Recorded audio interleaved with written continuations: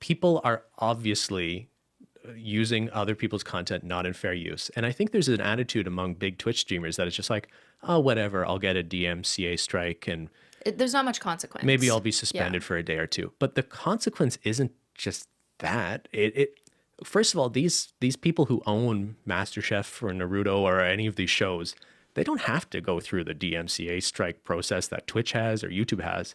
They could just sue you. And it couldn't just be like a civil liability thing. They could just sue you, for damages. But there also is criminal liability here, fines or even imprisonment for pirating content. Like the law is pretty serious about this, and it's not like we've seen that, but I wouldn't be shocked if we saw in some of these very egregious cases if someone was just sort of made an example of. And I think these people are rebroadcasting content without license, obviously identifying who they are in such an egregious way that I'm kind of shocked we haven't seen an example yet of someone just getting sued or criminally fined for it, right? Well, maybe they're just building a case because instead of just giving DMCA strikes, you want to let the repeat offender keep doing it so you can document it and you can list that there's not 2 times, there's 100 times. Here's the exhibit. We're talking about this in theory, Yeah. because Someone else has to figure this out. you would only, well, a judge would have to figure it out. And Yeah. that's sort of the point, right? Because unless this, like if there's going to be an argument of fair use or anything like that, or having to decide how much money was made from a broadcast and how much is eligible for the content owner to claim, all of that would come down to a legal process. And the truth is this very rarely does result in lawsuits. Like we're repping Teddy Fresh today. We're both wearing Teddy Fresh. Ethan and Gila are some of the only people who have actually been through the a fair pioneers use of lawsuit. fair use lawsuit. Honestly, and Yeah. their case was hugely precedent setting. They reacted to some content. They reacted to quite a bit of it. I thought they might lose that case just because they reacted to a substantial portion of the other person's content. Talking about the Matt Haas case back in the day. But that was a traditional YouTube video in the sense that it was edited and transformed because you have the tools to do that when you're editing a video. You don't have the tools to do that when you're live streaming. And even though they had a pretty clear case, I would think, of fair use, they still have to spend, I think, hundreds of thousands of dollars going through a legal process to argue it, right? Yeah. Which is like, who wants to do that? And who would want to do that again, And will a big Twitch streamer be made an example of? Is that what some big corporate conglomeration is doing right now? Building a case against whoever they decide is going to go down? Like, Just to make maybe an it's just example. it's a matter of time before that happens, or some media company comes to Twitch and says, hey, you guys shouldn't have safe harbor protection under the DMCA because you are not sort of effectively meeting the requirements of getting rid of repeat offenders. If some of the biggest streamers on the platform are just going to repeatedly violate this and just not care about a sort of slap on the wrist, I got banned for a day, I think it would be very easy for one of these media companies to say Twitch shouldn't have DMCA protection. And then all of a sudden, I think Twitch would look very different after they get threatened with $1 billion lawsuit.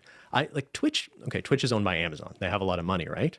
But does Amazon really care about the health of Twitch long term? I don't know. Does Twitch even make money?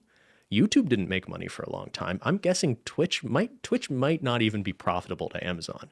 So if some $1 billion lawsuit comes along, is Amazon really going to care about fixing Twitch? That's what makes me so furious about these giant streamers doing this in such an egregious way, because it literally, the future of Twitch as a platform upon which small creators can even have the hope of making money sort of rests on people not being sort of bad actors and abusing the platform. And it's incredibly frustrating to see some of the top streamers just being bad actors. And it's just, what makes me so angry about this is it's the creators at the top who have already made millions of dollars are really risking the future of the platform just so that they can so egregiously violate copyright laws. That is what's bothering me so much. I understand, yeah. And I see that too. And I think a lot of fans will defend their streamer, well, just because they love them. That's how fandoms work. But I think the argument that fans use is like, the streamer says, okay, well, everything we do is DMCA-able. So technically I open YouTube and just like show you thumbnails. That's technically copyright. So it's stupid. Therefore, let's not listen to this dumb rule. And they use that I think, to get their fans to be like, yeah, DMCA is dumb. It's outdated. It's fucked. It doesn't make sense. And then their audience doesn't really like have an appreciation of fair use law and like what actually means transformative. While it is maybe technically a violation to open YouTube and show logos, like YouTube is not gonna strike you for like opening the homepage of YouTube. That's stupid. It's kind of like a speeding ticket, you know, or speeding. You go 2 kilometers or miles, wherever you live, over the speeding limit. A cop is not gonna technically speeding. You're technically breaking the law, Yeah. but like no one's gonna pull you over or give you a ticket for doing that. However, if you go 50 kilometers over the speed limit, you're probably getting a huge ass ticket. And right now, it's like the biggest content creators on Twitch are speeding 50 kilometers over the speeding limit. They're not just speeding. They're you know, they're 100 over the speeding. 100. They're 50's a lot though. They're in a school zone and they don't even have a driver's license. And I guess that's my point. That's how we should look at those people. But they're using the excuse, not all of them, but one of the excuses they use is like, well, everyone speeds. Which like might be true, but like most people are speeding 5 But kilometers not everyone over. is running over children in the school zone. So I think that's a good analogy. You know, it's not a good argument that I've seen some streamers use to try and say, well, like everyone speeds, everyone does DMCA. Like, well, no, like the copyright holder, you have to ask the test of reasonability here. And I hate that it's like people do not look at things from a reasonable interpretation. And maybe this is just my logic brain, you know, my own issue. Your logic brain. But like obviously YouTube or people don't mean that they're going to strike you if you open the YouTube homepage on your stream just to like scroll, or you're scrolling Google and there's like an ad for something. No one's striking you for that. No one's pulling you over for going 2 kilometers over the speed limit. So you have to think of it reasonably. And unfortunately, yes, streaming entire shows, even if you're pausing and giving some commentary, but you are violating the majority of the fair use principles by doing it. So if it's not fair use, then it is an infringement and you're doing it knowingly. And I think most streamers know that. They're just waiting for consequence. And I think most of them think that there just like won't be meaningful consequence, which unfortunately, I guess if you put it that way, because we're trying to avoid, you know, everything burning down, that's how I think some of them are treating it. Like Pokimane was banned or, you know, suspended for 2 days. It's like a nothing punishment. Yeah. And I think she's a really smart person. I've heard her speak about business, and I'm sure she's going to be very careful and articulate when she comes back. Recording this while she is banned during her suspension. Yeah. So she'll be, I think on like Monday, which will be yesterday, she will have explained her viewpoint. So we don't know it yet at the time of recording. I will definitely be listening to what she thinks now. Maybe her views will have changed. But previously, her and other streamer views was like, I'll do what I want until I get in trouble, basically. Yeah. And I really think that is a dangerous mindset to have. And it's easy to have as someone who's already made your money on this platform. And it doesn't help. Like, I'm trying to put myself in their shoes too, because I don't want to just be like, fuck them. It doesn't help when you have an audience of like hundreds of thousands saying, it's not fair. We love you. We just want to watch you. We don't care what you watch. You should be allowed. This law is old. Like, could lose perspective your on fans what's love reasonable. you, and like, you know, for good reason they do. But sometimes, and I know this, it is hard to separate, you know, advice from your fans when there is something else that is beyond what they can see, because it's not the risk they're taking. You know, it's a business thing that they may not be able to fully see. So it is much harder when you're a creator that has a fan base that's encouraging you.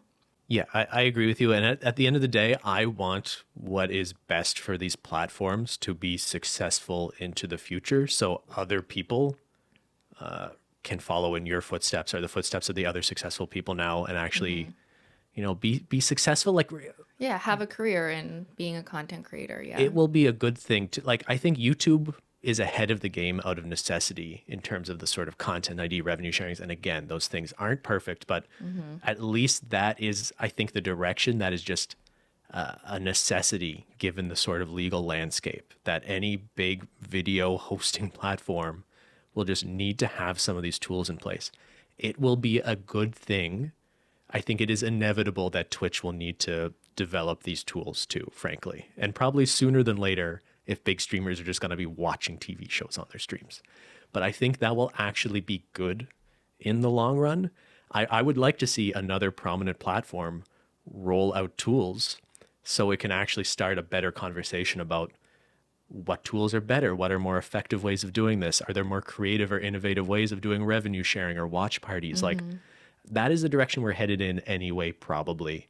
And I'd much rather see a future where big Twitch streamers are sort of respecting that or embracing those tools than one in which, we're seeing billion-dollar lawsuits.